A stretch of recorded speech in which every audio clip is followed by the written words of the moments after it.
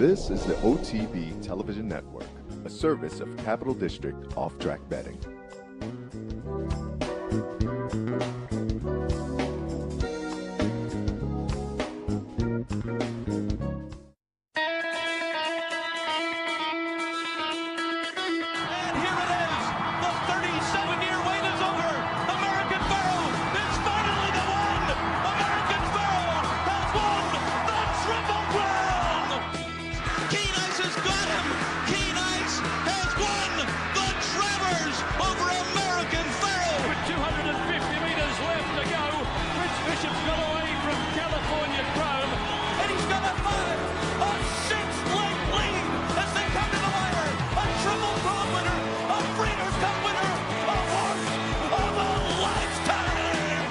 Broadcasting live from the Capital OTB studios, this is Racing Across America with Seth Merrow.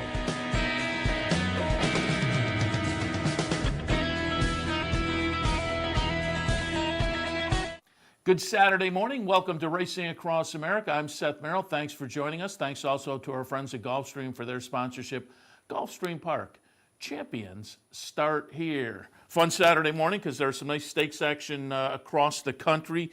Towards the end of the program, we will be joined by John White from Santa Anita. They have a nice stakes program out there. We'll hit on those, highlighted by the Bob Lewis on the 3-year-old side. And speaking of 3-year-olds, Kiaren McLaughlin with a couple of live 3-year-olds today. Enticed and Avery Island, one in Florida, one in New York. We'll be joined by Kiaren in maybe 15, 20 minutes or so. But top of the show, with all the 3-year-old action happening today and important 3-year-old action, I thought nobody better to reach out to than Jeremy Plonk, horseplayernow.com, and Countdown to the Crown. Jeremy, good morning. Hey, good morning. I'm batting leadoff with quite a lineup today. It's an honor, and hopefully I don't jinx Kiaren because I like his horses today. And we'll certainly hit on those races. We'll hit on 4 of the big 3-year-old stakes races with you as we go through the next few minutes. But before we do that, I wanted to go back to last weekend, just get your thoughts. It was fun. I had your colleague and my colleague as well, Brian Edo, on the Handicappers Report earlier today. We recorded it yesterday, but we were down in Florida for the Pegasus doing some audio cut-ins during the day. Ran into Brian last Saturday as well. So yesterday when we recorded the Handicappers Report, we talked a little bit about the Pegasus. I've said this week, it's 2 years in, and certainly they're still tweaking it, but I think it's hard to argue with what they've done in the first couple of years. And it was particularly hard to argue with the performance of Gunrunner last weekend. What were your thoughts?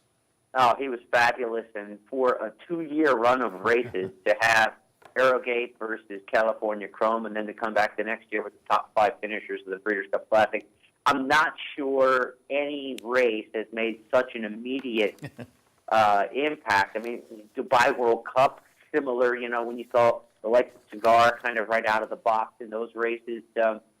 The Breeders' Cup Classic even, but you're in rare air when you talk about a race that is invented out of the blue and immediately make that kind of impact. But that's what such a big purse can do, and the unique way in which they put the purse together is, that's part of the question of the race and how it'll be successful moving forward. But, look, they've established it as an absolutely fantastic winter showcase, and it's keeping good horses around a little bit longer. Gunrunner's headed to the Breeders' Shed now, the breeding shed, but we would have seen him retire the day after the Classic otherwise last year, And so for that, we've got to be thankful as horse players. If it keeps good horses around at least 2-3 more months, at least we get another shot to see him. And it was a fabulous race. I mean, Gunrunner ran fantastic because it was a fast enough pace, and he put away the challenges and kicked clear in the end. And once again, West Coast made a nice run, the same thing he did in the Breeders' Cup Classic, but proved not good enough. And that shows you how good Gunrunner is, because I think West Coast will probably be tough in that division the whole rest of this year now. Yeah, Bob Baffert, immediately after the race, he was watching from the paddock, and I was standing in the area, and immediately after the race, he looked disappointed. And he was still disappointed a little bit later, but then the press crowded around a little bit on the track as he went out to see the horse. And it seemed like the more he talked, the more he came to the realization of, oh, the king is now retiring. I might have the new king now. Yeah, and look, that's the great thing about this Triple Crown Trail and the racing game in itself is it's evolutionary. You know, it's Yeah. like college sports. There's going to be a Heisman Trophy winner next year, and there's going to be one the year after because Baker Mayfield graduates and Lamar Jackson graduates and goes to the NFL this year. We lose 2 Heisman Trophy winners out of college football. There'll be another one next year, and another name will rise. That's the same great thing about thoroughbred racing. It's not that boring old Tom Brady going to the Super Bowl every year.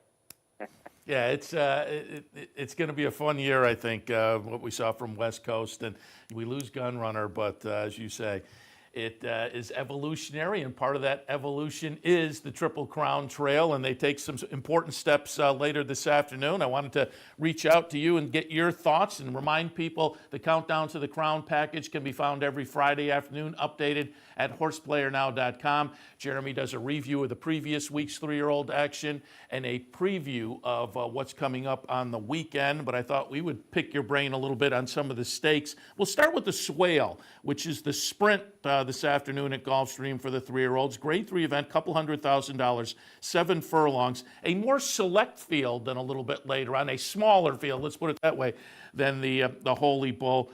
But boy, it's a fun field. I put Tricks to Do on top. I took a little bit of a shot against Strike Power. Strike Power off that incredible triple-digit maiden debut win for Mark Hennig obviously is going to take a lot of action. But Jeremy, while we talk, I wanted to pull up the Heft Stakes from Laurel because I commented on that. I was on the air that day and I said, this was a nice performance from Diamond King. If folks watch, Diamond King got challenged early. Diamond King will be the number 5 horse, and then gets passed late by the number 3 Divine Entry, a Linda Rice trainee who came down from New York. But Diamond King, the number 5, subsequently comes back and gets it done. We have the wrong date there, the wrong race. But Diamond King, I thought that was a nice performance in the heft. On the numbers, I couldn't quite pull the trigger, but I think he's an intriguing entrant in the Swale as well. What are your thoughts on the race? Yeah, you know, going into the Kentucky Jockey Club last fall, everything went wrong there, you know, when on the first turn and lost the rider and, you know, the trouble right from the get-go. I thought Diamond King had a shot to make a little bit of noise in that race at Churchill against, you know, some top-class horses at 2. Came back in that Heft Stakes, first start at 3, switched from Parks to Laurel, so showed he could take his track with him. That was a good sign. And anytime one of these good horses in the Mid-Atlantic, you know, gets sharp in the winter, it's, you know, where are you going to go south with him? You know, Smarty Jones headed to Oaklawn after his success at Parks and at Aqueduct. You know, Diamond King had to find a new home for where he was going to try and get on this Triple Crown Trail, perhaps. They sent him to Smarty Jones' trainer, John Service, from Butch Reed. I think he's intriguing in this spot. I think he's got a little resume about him already as a 3-time winner. You know, we don't see many 3-time winners in February of the 3-year-old years anymore. You know, a lot of 1- and 2-time winners seem to rule the roost. So Diamond King's got some resume about him. I don't know if he's quite brilliant enough for some of these others. Tricks to Do was awfully good. Strike Power was awfully good in the debut. I would think it comes down to one of those two, but if it's not those, then I think Diamond King, you know, maybe fits if those other 2 horses aren't ready for this kind of quality competition. But Tricks to Do's race at Tampa was awfully good, and again, he has shown that he can take his track with him, and I really respect Arnaud Delacour. You know, I've picked his horse on your show so many times over the years that I've been really a big fan of. So Tricks to Do's in the right hands, that's for sure. Yeah, I tilted slightly towards him, but it's going to be fun to see what Strike Power can do in the second career start and to validate perhaps that triple-digit buyer. And again, Diamond King, the guys in the control room pulled up the stake as you were talking, and that was a nice performance there, getting past and coming back. You don't see that often. So a field of 6, but I think it's a fun field in the Swale. A little bit later on this afternoon in the Holy Bull, a fuller field with a scheduled field of 11, but a couple of these might come out. But we'll talk to Kiaren later about Enticed. Dale has Tis Mischief in here, who I think is very interesting. Brian Nadeau, when we talked to him, he thought Pony Up coming from the turf for Todd Pletcher could be a little bit interesting. And I think because of the surface switch, you'll get a little bit of a price there, perhaps. Free Drop Billy for Dale also entered. But while we talk, we're going to pull up a race from Aqueduct going back to December 6th. This is an allowance optional claimer. Only a field of 4 in here, but the number 7 Audible, a very, very impressive winner. This is a New York bred in the barn of Todd Pletcher. This was open company. The first couple of starts for this horse were against state breds, but this race was an open company race. But again, only a field of 4. It was also an off-the-turf event, so there's some question marks about Audible, but it is Todd Pletcher at Gulfstream. What are your thoughts, though, on the Holy Bull? It's a competitive race. It's the best race we've seen so far this season. I think the Lecomte was probably the best to this point. Now I think we play leapfrog and put the Holy Bull going into it as the best race resume-wise on paper. I really like the Kentucky Jockey Club last fall with Enticed, and also Dale's horse in there, Tis Mischief, too, that I really have a ton of respect for. And then you have those factors of rising in class, and, Free Shot Billy was a graded stakes winner in Kentucky last year, but the class risers, the horses like Audible that you mentioned, and Pony Up really rising in class too, coming off the 2 listed stakes races on the turf. This is certainly the toughest field that horse has run against. How will those class risers go against some established and well-established 2-year-olds? That's what makes this time of year so fun. We'll see how the transition shakes out. Mississippi probably scratches out of here, as Mark Cassey indicated, and will be a big factor in a major allowance race on Sunday. Navistar in Mississippi and a Sunday allowance at Gulfstream really has a lot of intrigue this weekend as well. But as for the Holy Bull, I'm in the camp of Enticed, but I really think Tis Mischief could win this race. I would go too deep in my multi-race wagers. I go 1-7-7-1. I lean to Enticed. To me, he's my top prospect. He's ranked number 1 in my countdown of the Crown Top 20, has been for the season. I love the pedigree, Medaglia d'Oro out of It's Tricky, who was, a star mare. I like the fact that this horse has faced 14 and 12 horse fields, has traveled, has taken on graded stakes horses in New York around 1 turn, in Kentucky around 2 turns, has never run a bad race. I just think there's less question marks. You got Kiaren McLaughlin, who's a proven, Belmont Stakes winning trainer, and a guy who gets horses to the Derby. He's been second in the Derby. You got the right guy. Say Bolt the World, for example. Do you trust Nick Ruiz on the Triple Crown Trail? Nothing against him personally, but he hasn't been down this path before, and how he manages a horse. He's moved trainers around. He's made himself a trainer. You don't have those kind of issues with Kiaren McLaughlin, and that's why I like a horse like Enticed as my top-rated horse right now. And, of course, Good Magic for Chad Brown has a ton of ability in winning the Breeders' Cup Jubilee, and he's right up there as well. But I like Enticed today, maybe a little less than I'd like to say as my Derby horse right now, because, all your eggs aren't in the basket right off the bat. Tis Mischief could easily turn the tables and beat him. It's only a head margin in the Kentucky Jockey Club. I do think the race comes down to those two. I will say this, though, the last 6 Derby winners in a row have been undefeated at 3-year-olds, so it's an elimination game if you believe in that angle, and that whoever loses here is out. That's interesting. I didn't realize that. The last 6? Yeah, you got to go back to another. Animal Kingdom, I think, was the last to lose during his 3-year-old year. Everybody else has run the table in all their preps, either 2 for 2, 3 for 3, or even I don't think anybody's gone 4 for 4, but it's 2 for 2 or 3 for 3. And it's funny when you get to the Derby. Like last year, there was only like 3 horses in the entire 20-horse field that have been undefeated on the year. It's actually a pretty limiting stat in that, you go, well, geez, half the field's undefeated at 3. No, I mean, 3 out of 20 end up undefeated. So, there's not many chances to make mistakes. Not a lot of hiccups on the trail the way it's played out. And, that corresponds with the point system and some of the other things that have gone to. Chalk has won the Derby, so many years in a row now. So you don't want to make many missteps. And certainly if you lose, you don't want to lose badly. That's very, very interesting. All right, let's move up to New York this afternoon. The Withers, Grade 3 event, $250,000, a mile and an eighth. Jeremy, while we talk, going to pull up the Jerome from January 13th. 7 Trumpets, I think, is going to turn out to be a nice one from West Point. But that being said, this was the stakes debut for 7 Trumpets, and really, Forensic Fire was all out. The Grade 1 Champagne winner was all out to get up and win in the Jerome. I think, as I say, 7 Trumpets, I think, is going to turn out to be okay. But that left me with that's a little bit of a question mark about Forensic Fire. So I tilted in favor of Avery Island from Kiaren. Hasn't been seen since the second-place finish in the Remsen. I also think Bal Harbor coming up from Gulfstream for Todd could be a little bit of a player in here as well. He also has Marconi, he has Colton, Mississippi. Field is 6, but again, I think it's a competitive bunch in here. What are your thoughts on the Withers? You got Todd with, 4 of the 6 in here, and so, I mean, or 3 of the 6. He's going to be well represented. I like Marconi of the Fletcher horses, the one that's stepping up in class. With Bal Harbour, I kind of know what he is. You know, he's kind of established his form as a really solid horse, but not spectacular. Colton, Mississippi, the same way. You know, he hasn't done much in the free stakes start. I think Marconi has the most upside of the Fletcher horses. And, you know, do you want to be a big proponent of weight or do you not care about weight? That makes a difference in this race. And I kind of like using weight as an advantage or disadvantage. And the spread in weights in this race, Marconi carries 116, where Avery Island carries 122, Forense Fire carries 122, because they're graded stakes winners.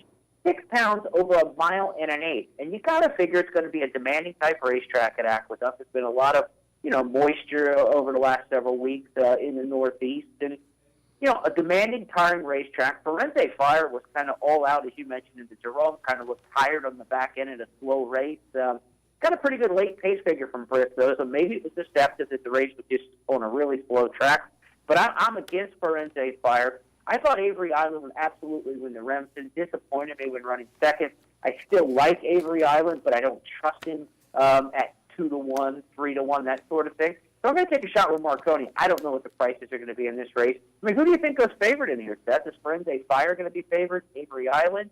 Or, you know, the three Fletchers might split the money up a little bit, but I'm hoping Marconi is second or third choice, and maybe I can get 4 or 5-1. I'm surprised the morning line has Marconi 3-1 and Bal Harbour 6-1.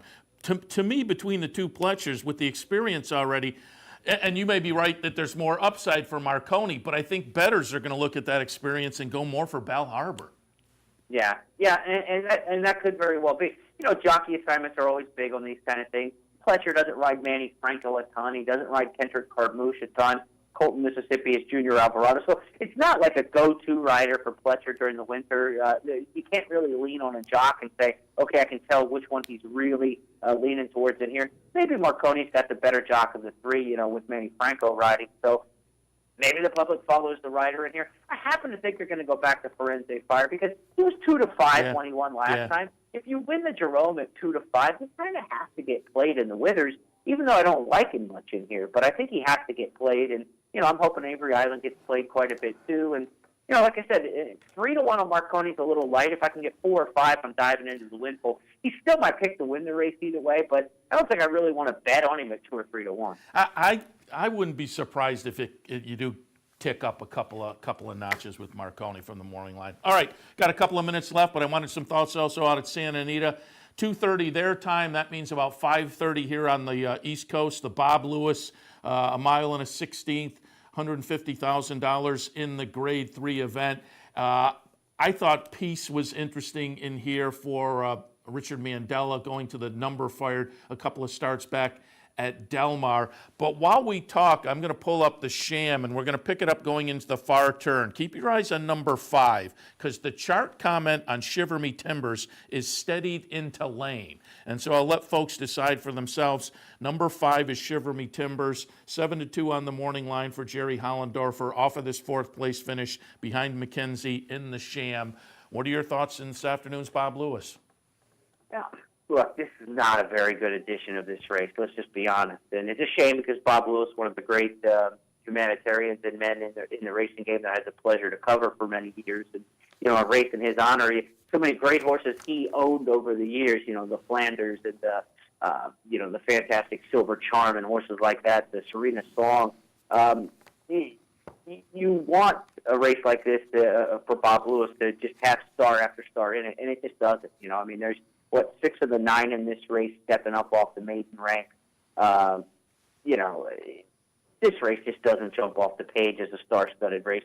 Shiver Me Timbers, I think, is second tier among the good horses in California. I mean, the Chamois backed up. I know he's steady, but he wasn't doing it in there. McKenzie was running off from him, I think. And so Shiver Me Timbers could win, but even if he does win this race, it's kind of like a consolation at this point in the season, I think. I mean, it kind of shows that he's the best of the second tier, if that's the case. I mean, what would Instilled Regard be in this field? 1-5? You know, what would McKenzie be? 1-5? So I can't get too excited about this bunch.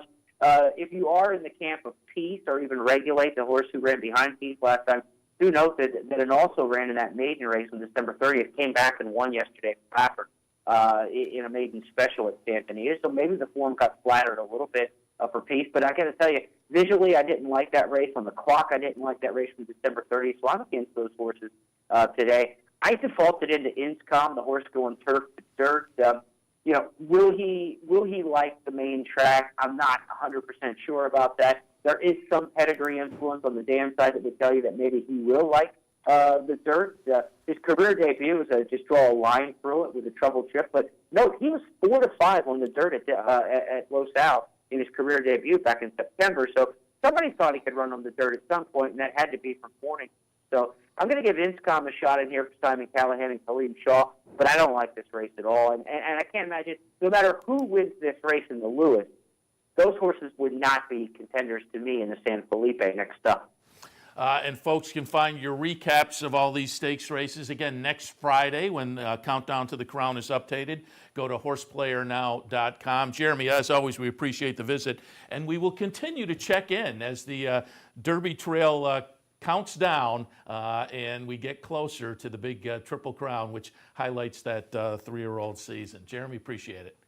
All right, best of luck to the players and to Kiaren coming up. Thank you. Thanks.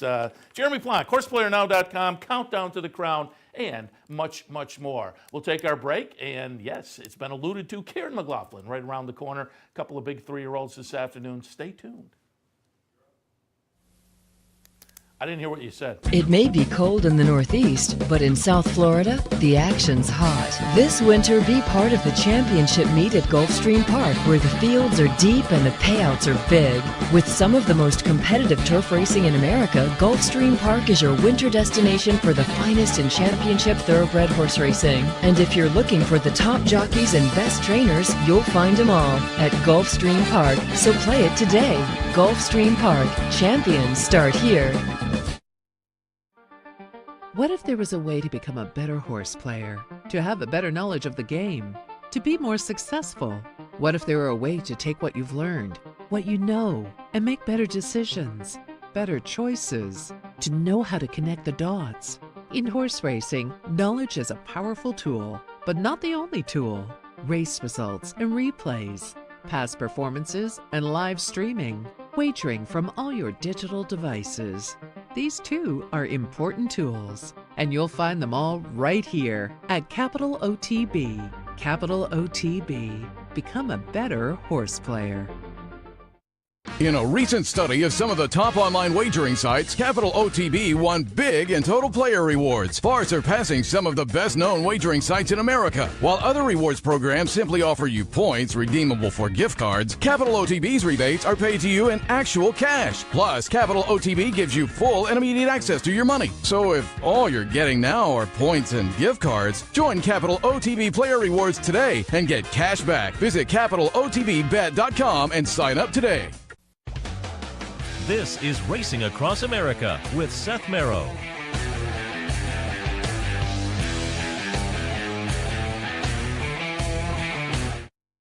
To Racing Across America, happy to be joined now by Kiaren McLaughlin. Good morning, Kiaren.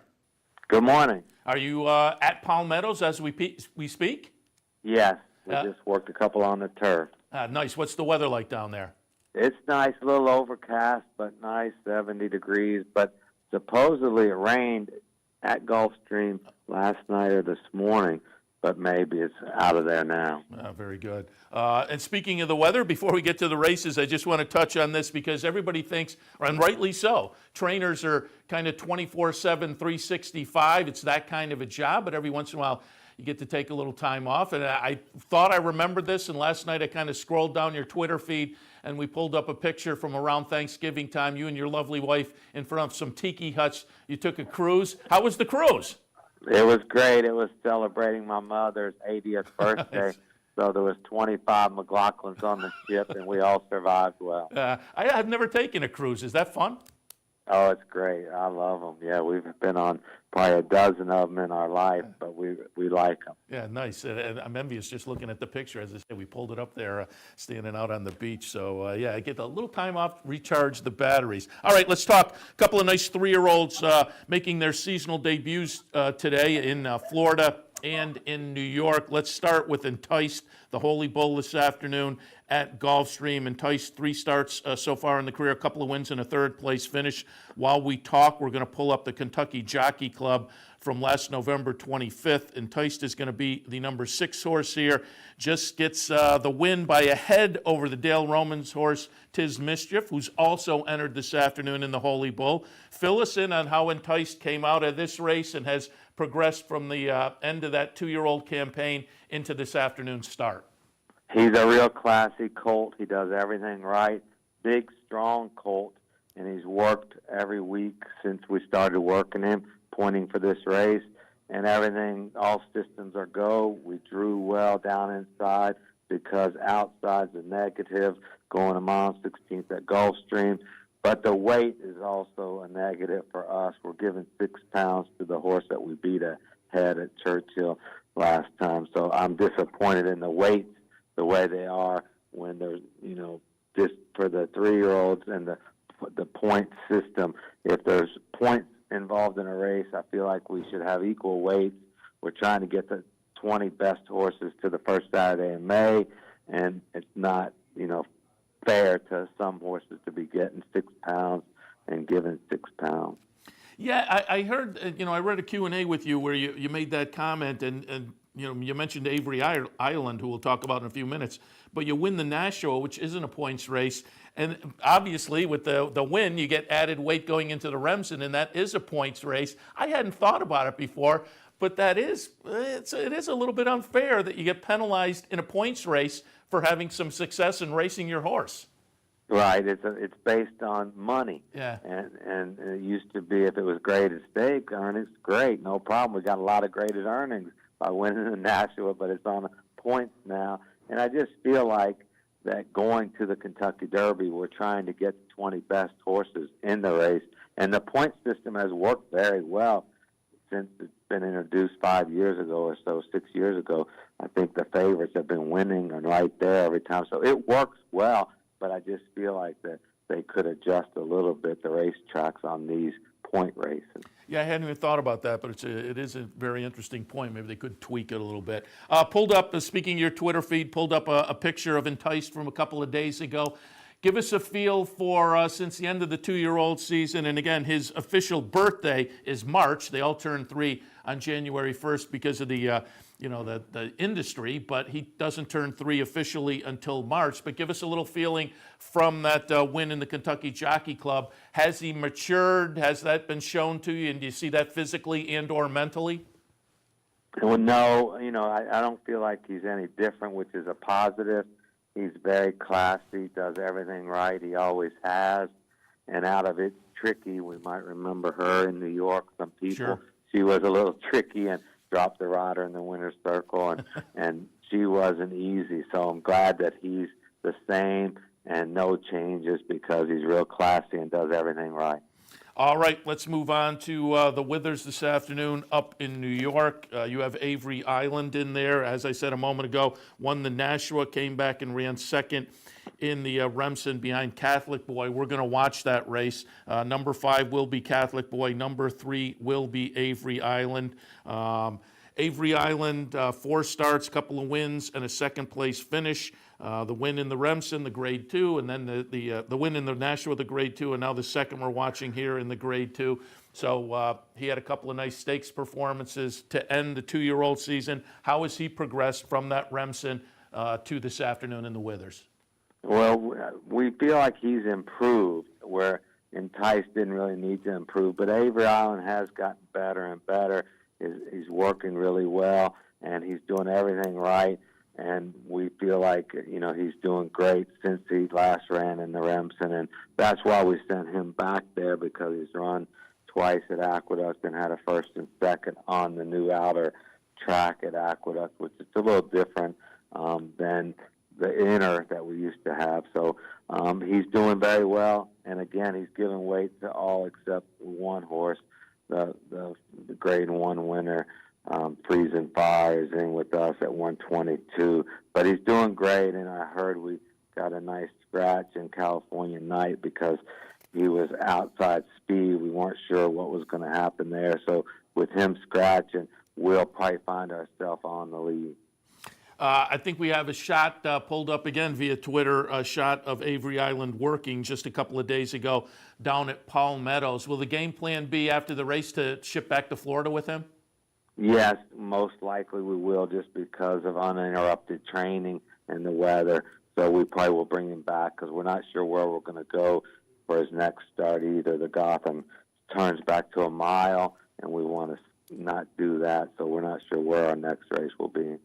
And what about Enticed? Is he stuck on the? Stuck is the wrong word. Is he pointed for the Florida Derby? Is he on the Florida Trail, or is it a race by race decision? Now. Okay. Yeah, we'll wait till after this race and see how he handles the track and all. But he's on that trail now. But they're both nominated to Hot Springs and Fairgrounds in California and New York, and so we'll keep our options open. And going back to the 2-year-old season for both of these horses, Enticed was in the Champaign and Kentucky Jockey Club, and again, Avery Island in the Nashua and the Remsen. Were there any thoughts, or was it just the calendar bypassing the Breeders' Cup Juvenile with these two? Yeah, there was talk. We spoke about it, Jimmy Bell with Godolphin, and we thought we would take the more conservative route. It was tough shipping out to California and drawn, not well and being in tough, so we just decided to go to Churchill with Entice was the main one to talk about. So hopefully it helps us down the road. Yeah, do you feel that? Do you feel having not just a race, but a win over the Churchill Strip, if you get to the Kentucky Derby the first Saturday in May, that'll be beneficial? Well, it takes one of my excuses off the books. I can't say he doesn't like the track. But no, it helps. I always know that they handle the track. Very good. All right, Kiaren, before we let you go, just want to mention coming up a little bit later today, also at Gulfstream, the Forward Gal, 3-year-old fillies sprinting. Take Charge Paula has just moved into your barn recently. Nice bullet workout on January 19th.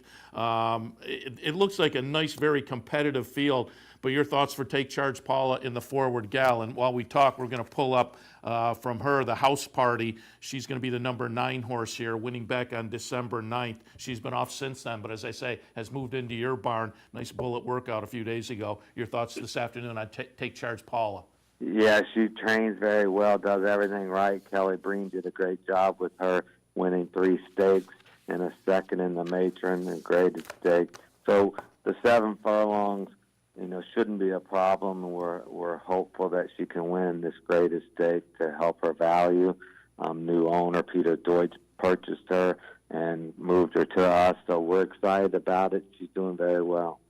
All right, Kiaren, as always, we appreciate your taking the time. I know it's always busy in the morning over there at Palm Meadows, but appreciate the time, and also we wish you good luck for this afternoon. Thank you very much. I appreciate it. Thanks. Kiaren McLaughlin, again, a couple of nice 2-year-olds from last year making their 3-year-old debuts this afternoon. Enticed in the Holy Bull and Avery Island in the Withers. And again, Take Charge Paula for the 3-year-old fillies in the Forward Gal. I want to take this a couple of minutes before our next break, and we'll be joined by John White from Santa Anita. I just wanted to mention something I mentioned a couple of days ago when I started my week here, and it came in on Thursday afternoon, but because it's a weekday afternoon, I'm sure we have different viewers here on Saturday morning, but want to go back to last weekend because we lost one of our friends and colleagues in Matt Graves. There you see a picture of Matt, and certainly he is recognizable to OTB customers as well. I'd say he was a semi-regular here at the Clubhouse Racebook, where we have our TV studio. He's probably more of a regular out at the Latham branch, the Jessica Stones area. But Matt,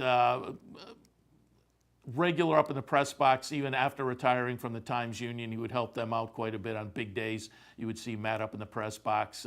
Beyond covering horse racing up here in this area, he did notes for some of the big events, most notably the Preakness down in Baltimore. I was in Florida last weekend, and just to show you the reach of Matt Graves, the conversation, Matt had been ill for a while, had taken a setback a month or so ago, and before we knew he'd passed away last weekend. There was some conversation even down in Florida among the press people of Matt and his condition, and so when it came out over the weekend that he passed away, it was sad news. Again, he covered horse racing and was a prolific handicapper, proficient and prolific. I think he won the Saratoga title 3 or 4 times, the top public handicapper up there. He also covered hockey for the Times Union. Eventually, after retiring from the Times Union, he did some handicapping work for us here at Capital OTB. You heard a lot of the call-ins we had when we were up at Saratoga, and Matt would call in with his play of the day. And as they say, it was fun to see him up at the press box at various times during the Saratoga season as well. Tim Wilkin of the Times Union would tell some great Matt Graves stories. And Matt, kind of a throwback. I was on with our friend Steve Bick on the radio, and we talked a little Matt Graves this past Wednesday. And I said he was kind of a throwback because he was one of those sports writers that the up-and-coming sports writers, the younger sports writers today, just aren't as plugged into horse racing. And I think that's why we don't get some of the mainstream media coverage. But back in the day, all the sports writers and all the sports editors were completely plugged into horse racing. And Matt was certainly one of those guys. So did a lot of great writing on the game, handicapping, and as they say, also covered other sports. And one of the top ones that was on his beat was hockey in this area. Then eventually retired, and as I say, did some handicapping for us. So he was not only a friend, but a colleague here at Capital OTB. In a tough few months going back to last fall, Mike Jarbo, also of the Times Union, passed away, again, a little shortly after the Saratoga meet, who had been a colleague here and had done some handicapping for us as well. So to all the friends and colleagues of Matt Graves, we send out our thoughts and prayers and condolences on his passing. But again, I just wanted to take time on the Saturday, because I'm sure we have a broader audience here, to make sure we mention how important Matt was to us in the horse racing game in this area. I'm sure his writing brought a lot of people into the game. So sad news over the past weekend, the passing of Matt Graves. We'll take a break. When we come back, John White, nice stakes card out at Santa Anita on this Saturday afternoon. We'll hit on those in just a moment. Stay tuned.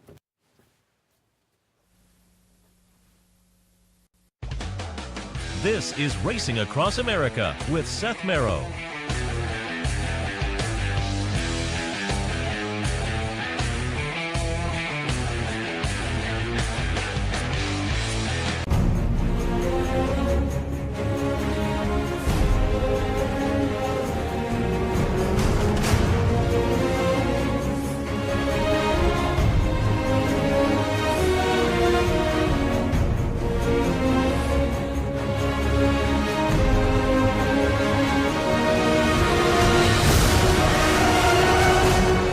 Sign up today for Capital OTB's handicapping series and plan your trip to Las Vegas. In a recent study of some of the top online wagering sites, Capital OTB won big in total player rewards, far surpassing some of the best-known wagering sites in America. While other rewards programs simply offer you points redeemable for gift cards, Capital OTB's rebates are paid to you in actual cash. Plus, Capital OTB gives you full and immediate access to your money. So if all you're getting now are points and gift cards, join Capital OTB Player Rewards today and get cash back. Visit CapitalOTBBet.com and sign up today. Funding your Capital OTB bet account is as easy as 1, 2, 3. 1. Easy Money. Clearly the fastest and easiest method of depositing funds into your account. Make deposits or withdrawals in just minutes. 2. Green Dot Money Pack. Gives you instant access to your funds. Green Dot Money Packs are available at thousands of retailers nationwide. And 3. MasterCard Visa. Simply click on the link from the funding page, enter your account information, and fund your account. CapitalOTBBet.com. Log on today.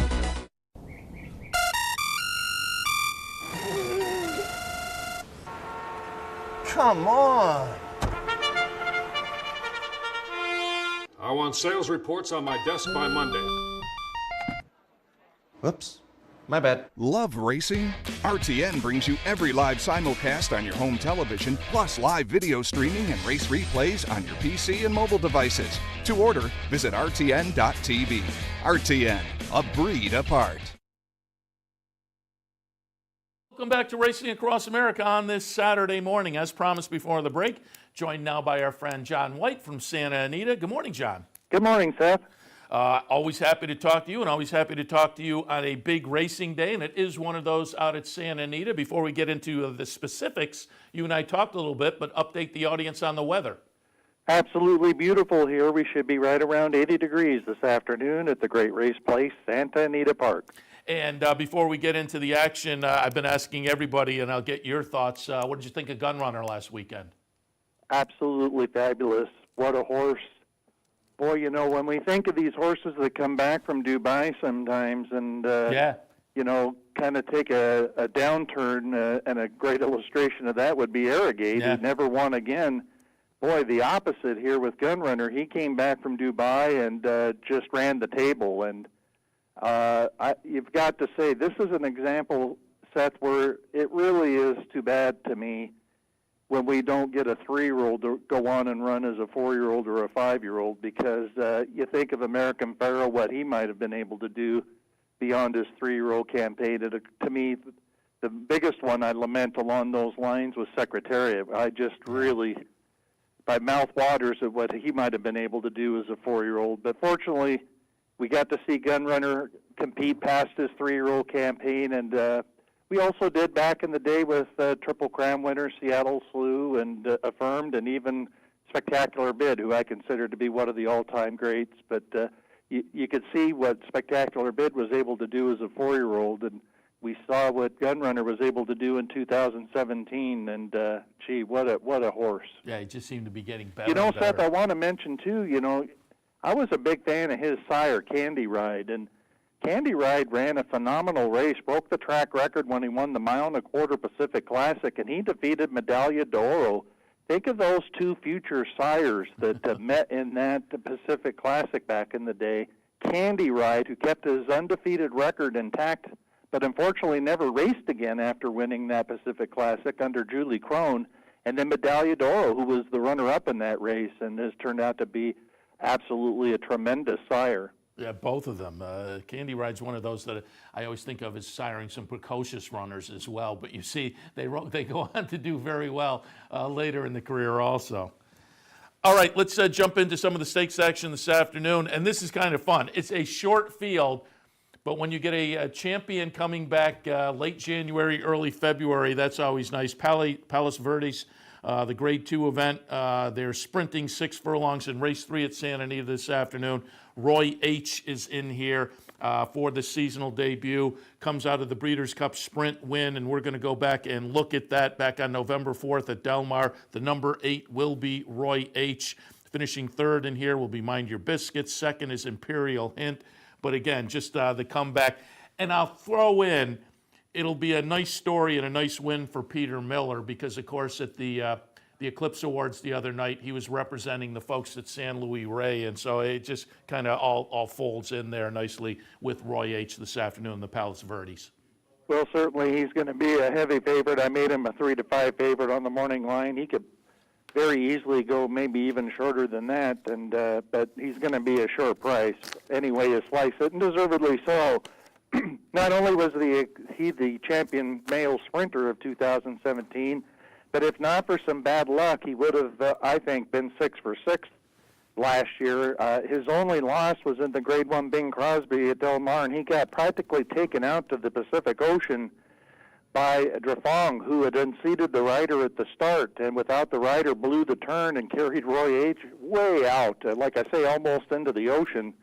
And really, Roy H., that had to be one of his better races, and he didn't win it. But despite that incident coming into the stretch, he still finished second. But he won every other race, including the Grade 1 Santa Anita Sprint Championship and the Grade 1 Breeders' Cup Sprint, which put the cherry on the top for his 2017 championship campaign.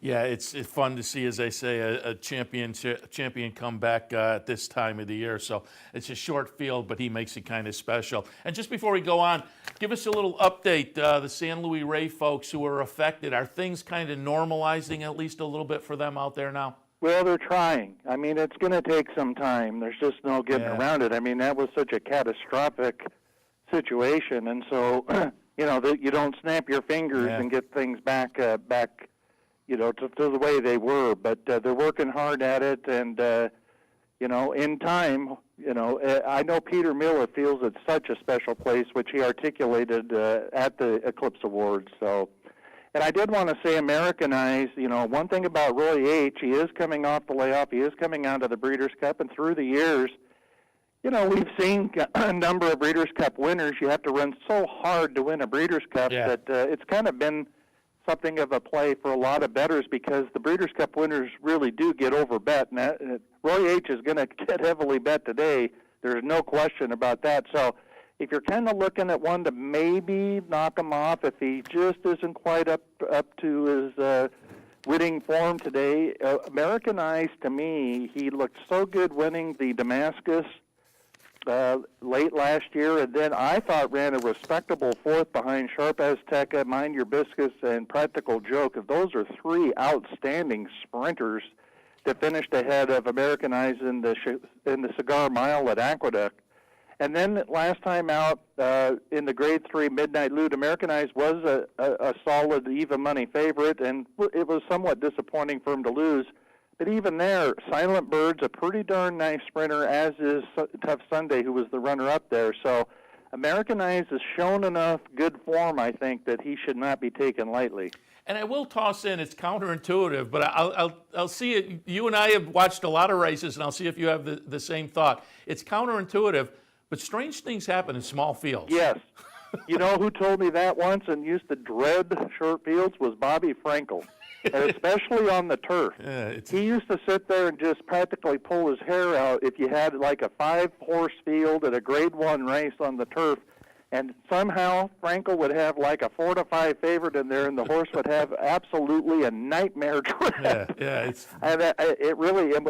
You know, this goes back to my youth growing up in the Pacific Northwest, because at Playfair, my hometown, Spokane, which was a 5/8 oval, you'd get a 5-horse field, and again, you'd see somebody get just a horrible trip.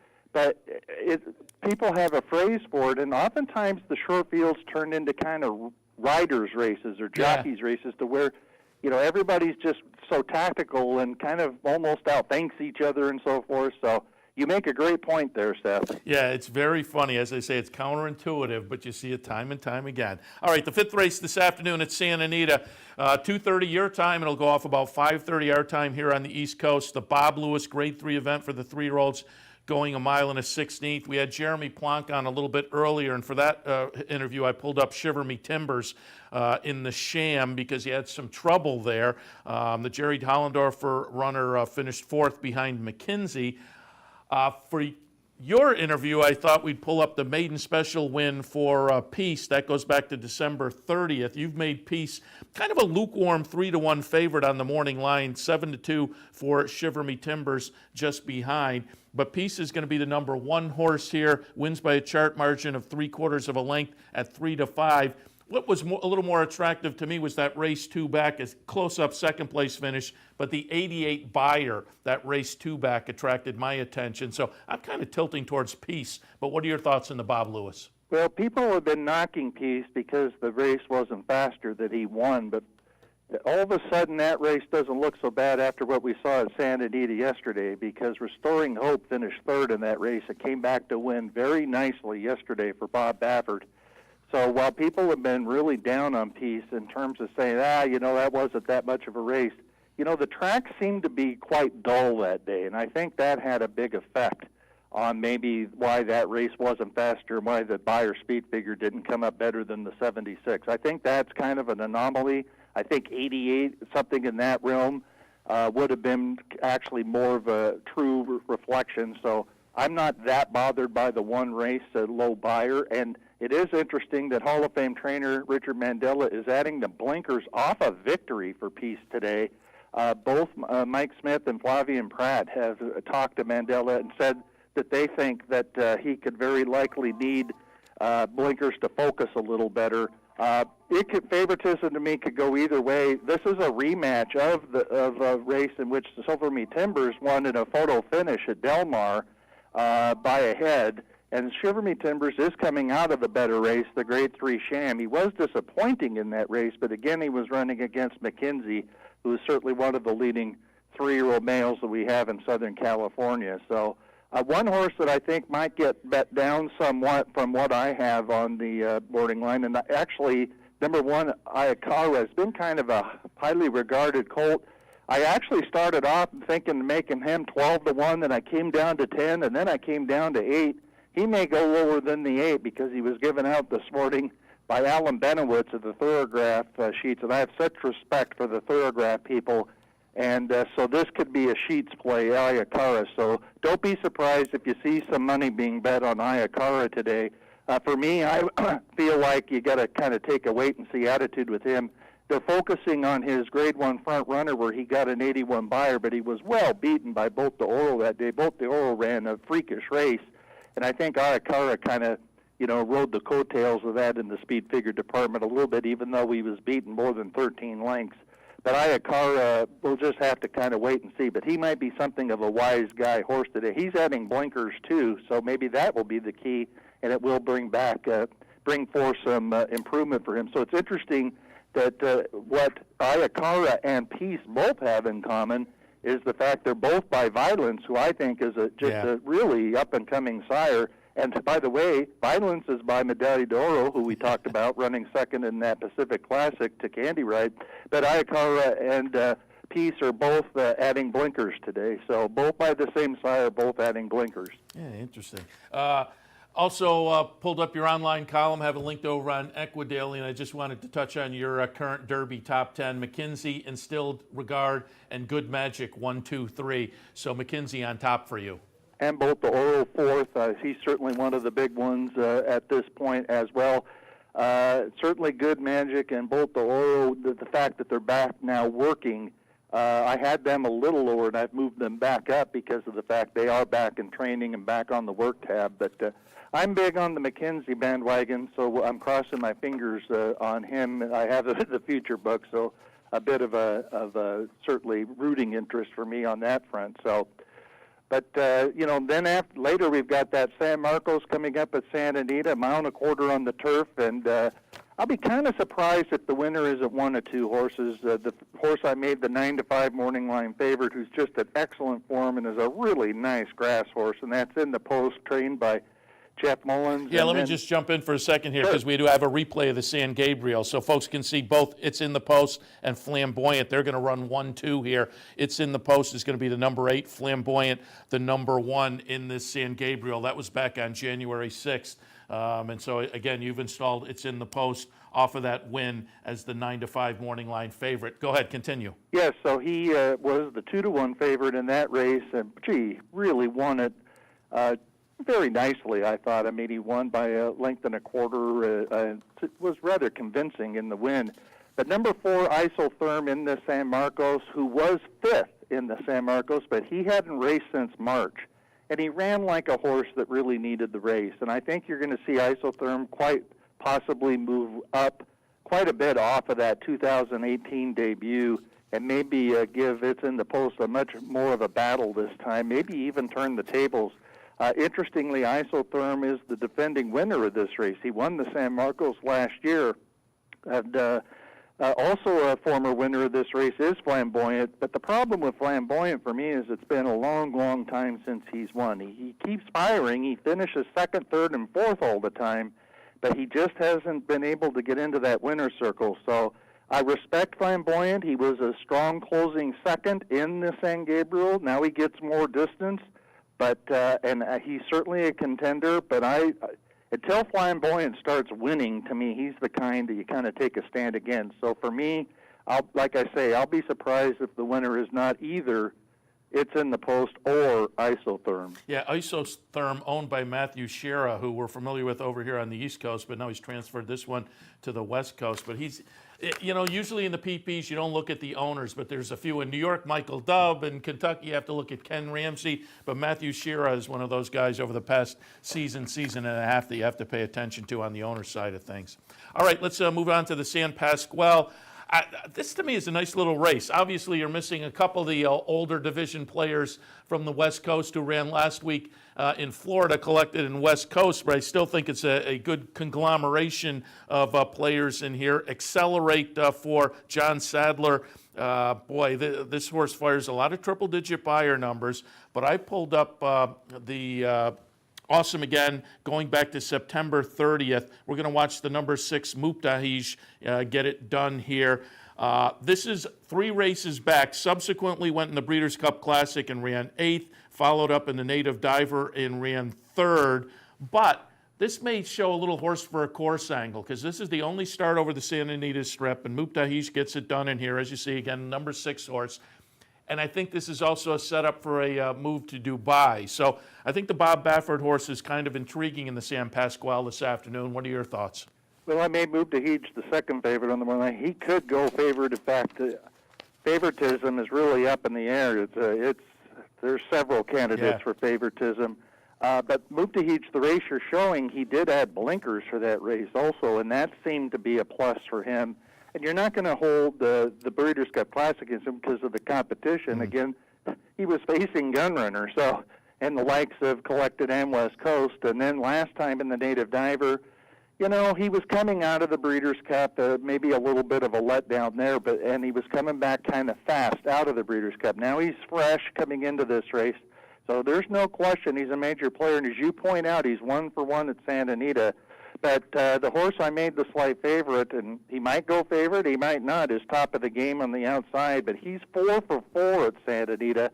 And the last time he raced on the dirt at Santa Anita, boy, it was a sparkling win where he absolutely drilled Opportunity that day. Then he had just a horrendous trip in the Native Diver at 2-1, and then they ran him on the turf last time. And, you know, that's really, I don't think necessarily his game, the turf, but now he is back to where it is his game, running on the dirt at Santa Anita where he's 4-for-4. Pavel's quite intriguing to me in this race, too, because he was really so impressive, finishing third in the Grade 1 Jockey Club Gold Cup at a mile and a quarter with only 3 races under his belt.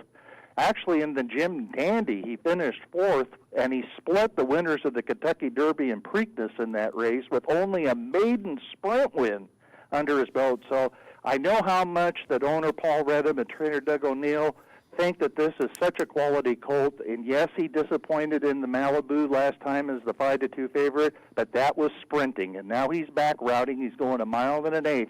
So we'll see if Pavel, with the return to two-turn racing, steps up and shows really what he's made of today. I think that's a possibility. Yeah, I think it's a fun race on a fun card of stakes races out at Santa Anita this afternoon. John, got to wrap things up, but as always, we appreciate the visit. We will certainly check back in as the Santa Anita season progresses. Good luck this afternoon. Thanks a lot, Seth. Appreciate it. John White from Santa Anita. Again, on a really nice stakes day. We've talked about some of the 3-year-old action, but there's other stakes at Gulfstream as well. And, of course, the nice stakes card out at Santa Anita.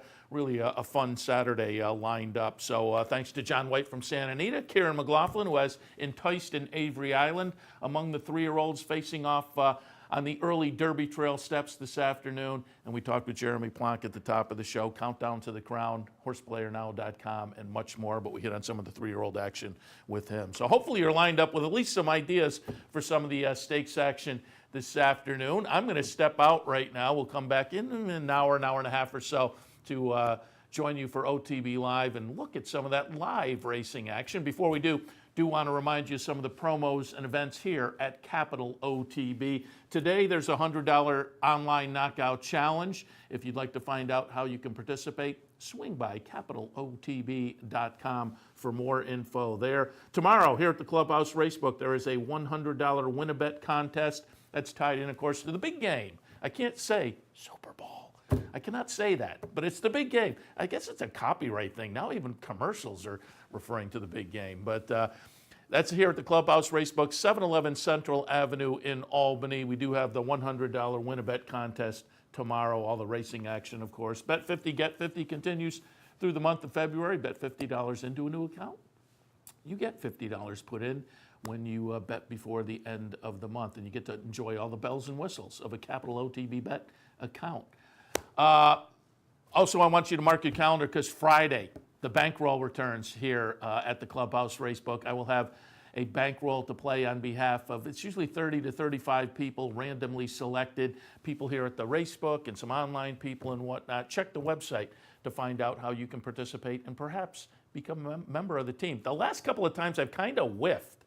I'm ready to get back on the horse, but I say I've whiffed both of them. Late in the day, we've been live to some potentially very good stuff, and it just hasn't come through. So we'll see if we can get across the finish line and make something a little magical happen this Friday. Again, that's here at the Clubhouse Racebook. We'd love to see you here. The more, the merrier for the bankroll. All right, I'm going to wrap things up for this Saturday edition of Racing Across America. I want to thank our friends at Gulfstream for their sponsorship. Gulfstream Park, champions start here. Again, I'll be back in a while with OTB Live, and we're back here tomorrow morning for more Racing Across America on a Sunday morning at 10 a.m. We will see you in an hour and a half as far as the afternoon programming. We'll see you tomorrow at 10 as far as Racing Across America. In the meantime, enjoy the racing.